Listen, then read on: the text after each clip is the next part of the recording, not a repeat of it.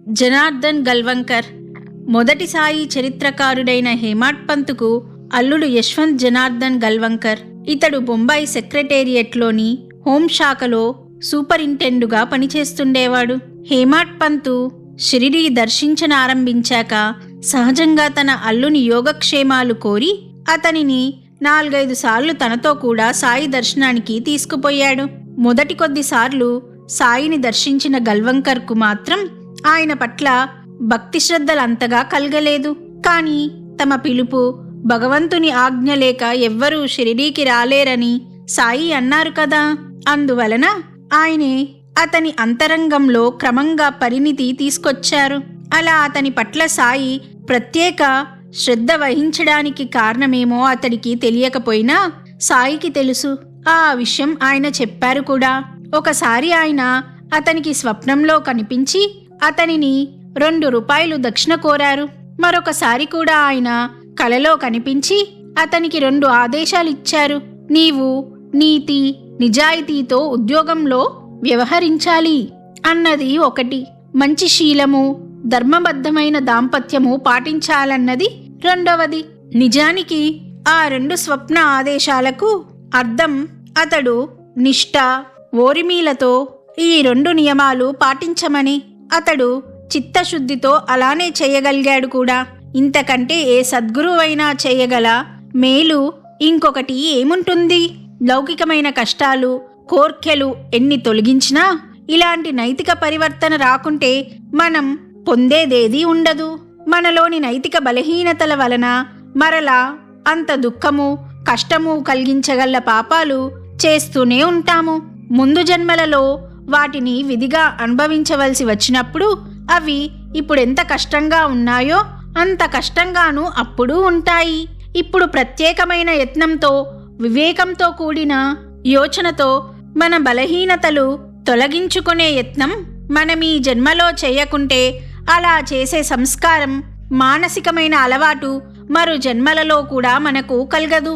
ఆ ప్రయత్నం ఇప్పుడెంత కష్టంగా ఉంటుందో ముందు జన్మలలో కూడా అంత కష్టంగానూ ఉంటుంది. అలా కాక ఈ జన్మలో శక్తివంచన లేకుండా మన బలహీనతలను తొలగించుకునే యత్నం చేస్తే అలా యత్నం చేసే సంస్కారం మరు జన్మలో మనతో కూడా వచ్చి అప్పుడు ఆ ప్రయత్నం ఇప్పటికంటే సులభమవుతుంది.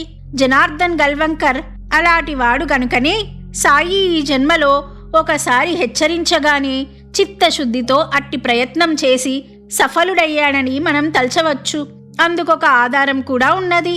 ఒకసారి సాయియే ఇతర భక్తులతో గల్వంకర్ గత జన్మ నుండే నిజాయితీ, పవిత్రత గలవాడని చెప్పారు. తర్వాత ఆ భక్తులే ఆ విషయం అతడితో చెప్పారు. అలా అయితే బాబా అతనిని ఈ జన్మలో అలా మరలా హెచ్చరించవలసిన అవసరం ఏమిటన్న ప్రశ్న రావచ్చు. ఒక్కొక్క సద్గుణం కానీ దుర్గుణం కానీ స్థిరపడడానికి కొన్ని జన్మలు పడుతుంది.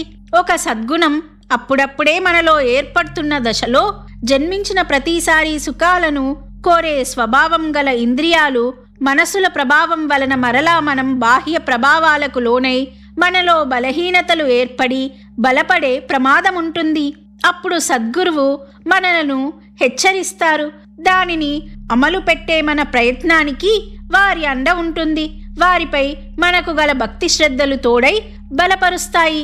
ఇలా అంటే సాయి స్వప్నంలో కనిపించి ఇలా ఆదేశించని వారమంతా ఆ సద్గుణాలను ఇదివరకే సాధించుకున్న వారమని భ్రమపడకూడదు. అదే నిజమైతే ఈ జన్మలో మరలా సద్గురు సేవ మహల్సాపతి, పురందరే, రేగే వంటి వారికి లభించినట్లే మనకు లభిస్తుంది.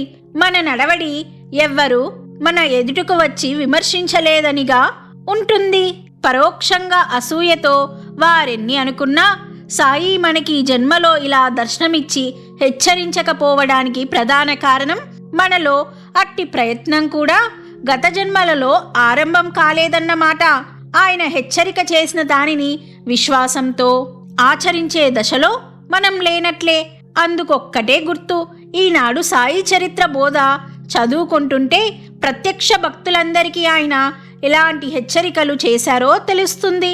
వాటిని వెంటనే వారి ఆదేశంగా తలచి మనం వాటిని పాటించే ప్రయత్నం చేయలేకపోతాము. అలాంటప్పుడు ఆయన మనకేమి ఆదేశించినా ప్రయోజనమేమున్నది? వారి ఆజ్ఞ ఉల్లంఘించిన దోషులవ్వడం తప్ప. అందుకే ఆయన ఏమీ చెప్పరు.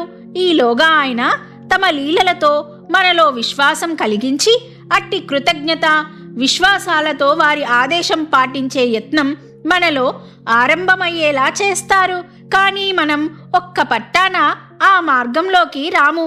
మన పిల్లల మేలు కోరి వారిని బడికి పంపాలని మనం చూస్తుంటే మన పిల్లలు బడికెళ్తామనే ఆశ చూపి మన నుండి తాము కోరినవన్నీ పొందచూచి విద్యాభ్యాసం మాత్రం ఎగ్గొట్ట చూచినట్లే మనము చేస్తాము. మనం కోరినదల్లా ఆయన నెరవేర్చకుంటే ఆయనపై నమ్మకం విడుస్తాము. ఆయనను బెదిరిస్తుంటాము. అక్కస్సుతో అలా చేస్తుంటాము కూడా. ఇదంతా నేటి మానవుల గురించి సాయి ఎంతో బాధగా అనుకున్న మాటలలో కాపాడ్డే డైరీలోనివి నిరూపణమవుతాయి. ఆయనే మరొకప్పుడు భక్తులు తమకు సమర్పించిన పనికిరాని నాణాలు అరిగిపోయినవి, నక్కుపోయినవి, చెల్లనివి చూచి నా వద్దకన్నీ ఇలాంటివే వస్తున్నాయి, ఏం చేస్తాం అన్నారు. ఆ కాసులు మన హృదయాలకు సంకేతాలన్నమాట. అలానే ఆయనపై విశ్వాసం లేక ఊరికే చోద్యం చూడవచ్చని స్టేషన్ మాస్టర్ ఎదుట ఆయన మసీదులోని కుండలలో నీరు పారబోసి కుండలు బోర్లిస్తున్నారు. అతడు కారణం అడిగితే ఏం చేస్తాం, నా వద్దకొచ్చే కుండలన్నీ తలకిందులుగానే వస్తున్నాయి అన్నారు. ఆయనకు మనపై గల ప్రేమను, ఆయనలోని సర్వసమర్థతను, జ్ఞానాన్ని గుర్తించి వారి బోధను మన హృదయాలనే కుండలలో నింపుకోవడానికి సిద్ధంగా ఎక్కువ మంది ఉండరని వారి భావం. ఈ మహత్తర సత్యం అర్థం చేసుకోకుంటే అంతటి మహనీయులైన సాయి సన్నిధిలో హరివినాయక్ సాటే వంటి వారు ఆవేదనతో వర్ణించినంతటి దౌత్స్యం పాదుకొని తాత్కాలికంగానైనా ఆ సన్నిధిని ఎలా కలుషితం చేయగలుగుతుందన్నది అర్థం కాదు. దీనినే మామిడిపూత పండ్లవ్వడం ఉదాహరణగా తీసుకొని తమను జన్మ సార్థకమయ్యేదాకా అంటిపెట్టుకుని అనుసరించగల వారెప్పుడూ కొద్దిమందే ఉంటారని వారు జోక్తో ఒకసారి చెప్పారు.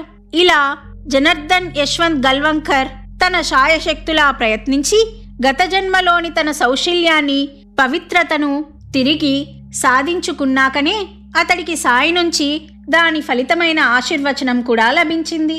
అతడు 1917లో షిరిడీ వెళ్లే అప్పుడు వెనుకటి వలె కాక బాబాపై పూర్ణ విశ్వాసంతో వెళ్ళాడు.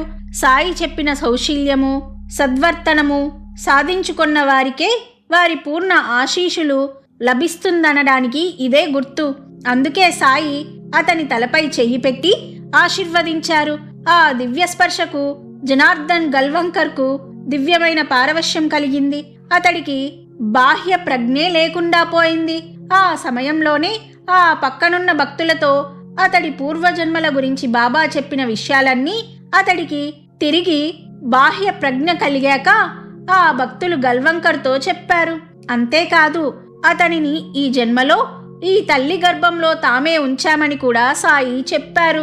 చిత్రగుప్తుడు, యమధర్మరాజు కూడా వారి ఆదేశానికి బద్దులే కాబోలు. ఈ స్పర్శ గల్వంకర్లో శాశ్వతమైన మార్పు తెచ్చింది. అప్పుడు బాబా సాయి అంటే ఈ 3.5 మూరల ఎత్తున్న భౌతిక శరీరం మాత్రమే కాదు, మేమే సర్వత్రా ఉన్నాము. నన్ను సర్వత్రా దర్శించగలగడం భక్తులు నేర్చుకోవాలి అన్నారు. సాయి చెప్పిన ఆ మాటలే గల్వంకర్ పట్ల ఆశీషులుగా పరిణమించాయి.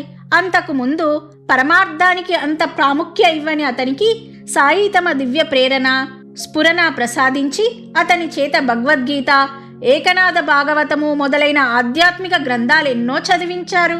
దాని వలన ఆయన చెప్పిన మాటలు అతని హృదయంలో దృఢంగా నాటుకున్నాయి. అవన్నీ వారి వాక్యాల దివ్యలీలల వివరణలే కదా. అటు తర్వాత గల్వంకర్ మానవ సహజమైన ఇష్టాయిష్టాలకు, అభిప్రాయాలకు ప్రాధాన్యమివ్వక సాయి ఉపదేశానికే ప్రాధాన్యమిచ్చి తానున్న చోటే తన ఉద్యోగ విధులలోనే సాయిని, వారి ఆదేశాన్ని దర్శించాడు. అతని ఉద్యోగ విధులన్నీ సాయి ప్రబోధామృతాన్ని ఆచరణలో పెట్టే చక్కని అవకాశాలని, లౌకిక జీవితమే ఆయన చెప్పినవి అభ్యసించడానికి సరైన రంగస్థలమని అతడు గుర్తించాడు. ప్రత్యక్షంగా సాయి ఎదుట ఉన్నప్పుడు ఎలాంటి వారైనా సరిగ్గా నడుచుకో చూస్తారు. వారి నుంచి పరోక్షంగా ఉన్నామనుకున్నప్పుడే సూర్యుడు లేని చోట అంధకారం అలుముకున్నట్లు మనలోని రాక్షస ప్రవృత్తులన్నీ తలెత్తుతాయి. వాటి తాకిడిలో సాయి ఉపదేశం గుర్తురాదు. వచ్చిన మనలోని వెనుకటి దుష్ట వాసనల ప్రభావం వలన వాటిని మనం పక్కకు నెట్టేసుకుంటాము. అందుకెన్నో సాకులు సమర్థింపులు చేసుకుంటాము. కర్మఫలదాతకు మన సాకులు సమర్థింపులతో పని ఉండదు. అతడు మన హృదయ సాక్షి కూడా. మన ఉద్దేశాలు, పనులు వీటిని బట్టి ఇక చెరగని రీతిన తన శిలాశాసనం చెక్కి మన కర్మఫలం సిద్ధం చేస్తాడు. ఇతరులకు తెలియకున్నా మన చేతుల వెనుక దాగియుండి వాటిని ప్రేరేపించే మన సంకల్పాలను మన హృదయం నుండి మాత్రం మరుగుపరుచుకోలేము. మనలో ఉండి అలా వాటిని తెలుసుకునే సాక్షి చైతన్యమే ఆ కర్మఫల ప్రదాత. ఒకసారి మరణించి మరలా జన్మించే మధ్యకాలంలో మనలోని కర్మసాక్షియే మనకన్నీ విధిస్తాడు. మరొక రకంగా చెప్పాలంటే మనపై మనం విధించుకునే శాసనమే అది. కనుకనే దానినెవ్వరూ తప్పించలేరు. తమలోని ఈ సంకల్పాన్ని సద్గురువుకు సర్వసమర్పణం చేసిన వారి మరుజన్మలపైన మాత్రమే సద్గురువు ప్రత్యేకమైన శ్రద్ధ వహిస్తారు. మిగిలిన వారి సంగతి పక్షపాతమెరుగని కర్మసూత్రమే చూచుకుంటుంది. ఇది తెలిసే జనార్దన్ గల్వంకర్ వీలైనంత తరచుగా సాయికి భౌతికంగా దగ్గరయ్యే యత్నం చేయక సర్వగతమైన సాయి సన్నిధిని తన హృదయంలో దృఢంగా ప్రతిష్ఠించుకొని శరీరాన్ని తన ఉద్యోగ ధర్మంలో నిమగ్నం చేశాడు. సాయి అతని చేత శ్రీరాముడు ఆచరించి చూపిన, శ్రీకృష్ణుడు భగవద్గీతలో బోధించిన కర్మయోగాన్ని ఆచరింపచేశారు. అట్టి సద్గురువే మన చేత ఆయా సాధనలు చేయించవలసినదే కాని మనంగా వాటిని పూర్తిగా అనుష్ఠించలేము. కారణం, మన చేత తప్పుడు పనులు చేయించే మనస్సే అటు తర్వాత దానిని నిగ్రహించే రక్షకుడవ్వడం ఎలా సాధ్యం? దానిని గురువు పరం చేస్తే ఆయనే దానిని నిగ్రహించే రక్షకుడిగా పనిచేసేలా చూస్తారు. మన ఇష్టాలకు, తాత్కాలికమైన పరిస్థితులకు తల ఒగ్గగా వారిపై విశ్వాసంతో ఆ మార్గంలో మనకెదురయ్యే కష్ట నష్టాల మధ్య ఒరిమితో యథాశక్తి వారాదేశించిన మార్గాన్ని అనుసరించ యత్నించడమే మన మనస్సుకు ఆయన పరం చేసే మార్గం. అదే ఆయనకు నిజంగా దక్షిణ సమర్పించడమన్నా, మన 2 చేతులు జోడించి నమస్కరించడమన్నా, లేక వారి 2 పాదాలు పట్టుకోనడమన్నా కాకుంటే వయస్సులో గల్వంకర్ చిన్నవాడు అవడం వలన ఇదంతా అతడు ఇంత వివరంగా తెలుసుకున్నట్లు తోచదు. తెలిసినది ఆచరించడంలో నిమగ్నమైన వారికి ఆచరణ గురించి మాట్లాడడానికి ఎలా సాధ్యపడుతుంది? సముద్రంలో ప్రాణాలొడ్డి ఈత కొడుతున్నవాడు ఈత గురించి, తన ప్రతిభ గురించి ఉపన్యసించగలడా? ఈత గురించి గ్రంథాల నుండి సంపాదించిన పరిజ్ఞానం అప్పుడు ప్రదర్శించగలడా? అందుకే ఆధ్యాత్మ విద్యలో పూర్తిగా తెలిసిన వారెవ్వరూ తాముగా ఏమీ ఎవ్వరికీ ఉపదేశించలేరు. వారి ఆచరణే మనకు ఉపదేశమివ్వాలి. ఉపదేశించడంలో నిమగ్నమయ్యే వారికి ఆచరించడానికి సమయము, అవకాశము ఉండవు. విలువైన జీవిత గడియలు కాలగర్భంలోకి జారిపోతుంటాయి. కానీ వారికి లోకాన్ని మెప్పించజూడడంలోనే సరిపోతుంది. తమ హృదయాంతర్వర్తి సర్వసాక్షి అయిన సద్గురువును మెప్పించే అవకాశమే రాదు.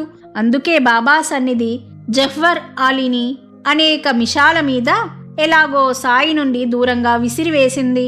సాయి దయవలన జనార్దన్ గల్వంకర్ అలాంటివాడు కాలేదు. ఎల్లడల్లా సాయి సన్నిధిని దర్శించే స్పృహతో ఉన్నాడు. అందుకే సాయి మహాసమాధి చెందాక కూడా అతడు ఆధ్యాత్మికంగా ఇంకా పురోగమించడానికి అవసరమైన అనుభవాలు అతడికి ప్రసాదిస్తూనే ఉన్నారు. ఉదాహరణకు 1921లో అతడు సకుటుంబంగా కాశీ, ప్రయాగ వెళ్ళి అక్కడ భరద్వాజాశ్రమంలో కూర్చొని తనకు మహాత్ముని దర్శనం ప్రసాదించమని సాయిని ప్రార్థించాడు. అక్కడ నుండి బయలుదేరిన కొద్ది నిమిషాలకే రోడ్డు పక్కన ఒక మహాత్ముడు కనిపించాడు. ఆయన 7 సంవత్సరాలకి ఒక్కసారి తప్ప అక్కడికి రారని, ఎవ్వరిని తమ చెంతకు రానివ్వరని, ఎవ్వరి వద్ద దక్షిణ అసలే తీసుకోరని అచడివారు చెప్పారు. ఆయన గల్వంకర్ను చూస్తూనే ఎంతో ప్రేమతో తమ చెంతకు పిలిచి అతడు జేబులో ఉన్న 3 అనాలు దక్షిణగా సమర్పిస్తే స్వీకరించారు కూడా. ఆయన రూపంలో కూడా అతనికి సాయే పలికారు. అలానే 1932లో ఒకరోజు గల్వంకర్కు సాయి స్వప్నంలో కనిపించి నీకేమి కావాలి అని అడిగితే అతడు నాకు దివ్య ప్రేమ మాత్రమే కావాలి అని చెప్పాడు. బాబా నీకది లభిస్తుంది అని చెప్పి అదృశ్యులయ్యారు. అప్పటి నుండి అతనికెప్పుడు దివ్య ప్రేమ పారవశ్యం కలుగుతుండేది. అతడిలో పరిపాకం ఎంత కలిగిందో, సాయిని దర్శించాక కూడా ఆయనపై మొదట శ్రద్ధ కలగని అతనిలో సాయి ఎంత పరిపాకం కలిగించారో అదే సాయి సన్నిధి ప్రభావం.